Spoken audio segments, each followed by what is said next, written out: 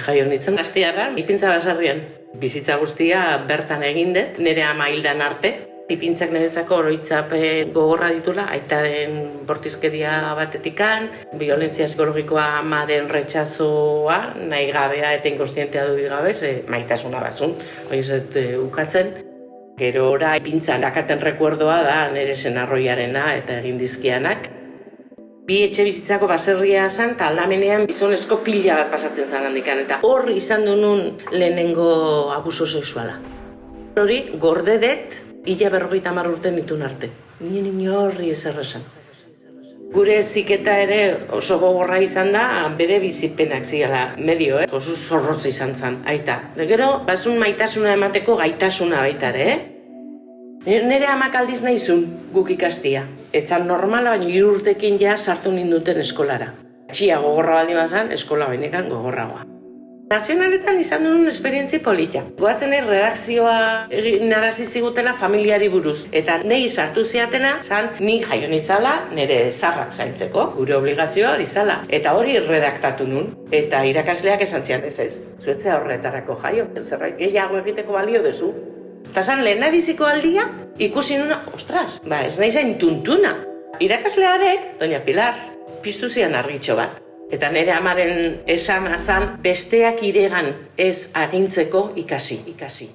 Eta horri bilen izan gero umeak zaintzen, eta balio dezu, eta umeekin ondo moldatzen zea. Eta hola, egin nun magisterio, eta beste, eta horrela egin nintzen irakasle. Baina nik uste dut irakaslearenak erakartzen inula, ze ikusten nun umeak nik kontatzen ditun ipuiekin eta nire jolasekin pozik zeudela. Eta nik nakan rekuerdua, etzan hori. Nik beldurra nion eskolari. Eta nik enun nahi ez nire umerik, ez inork beldur hori izatea.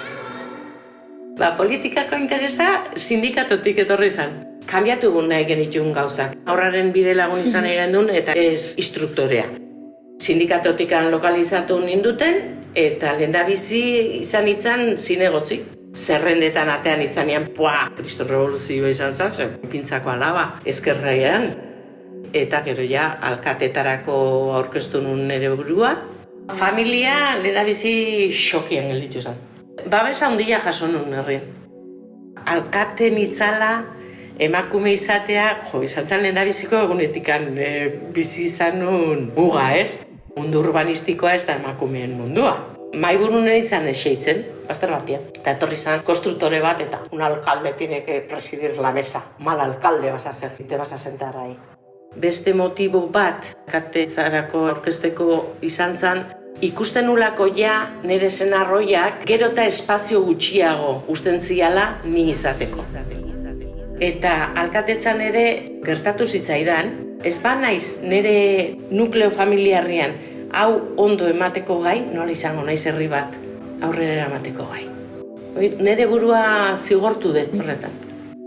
Irakaskuntza ere aktiboa utzin behar izan duen, ezin nun lotxakin. Nola erakutsiko diet ni ez naiz gai nire burua defendatzeko. Terapiak eta hasi ditu danian eta biktima sentitu nintzen. Baina biktima paper horrek eskatzen zian besteek ikustea nahi gertatzen ari zitzaidana eta laguntzea. Eta besteek ezin dute ikusi. Amorru hori bilakatu behar da indar, energia bilatu behar da hortik ateratzeko. Momentu honetan nire desobedientzia zertan dagon, ausartu naiz desobeditzea nire burua maitatzen ikasi dalako. Maitatzen baino gehiago errespetatzen. Ez dago eskubiderik nirekin egin dutena egiteko. Berez oso emakume alaia naiz, eta parra egin behar dut bai edo bai.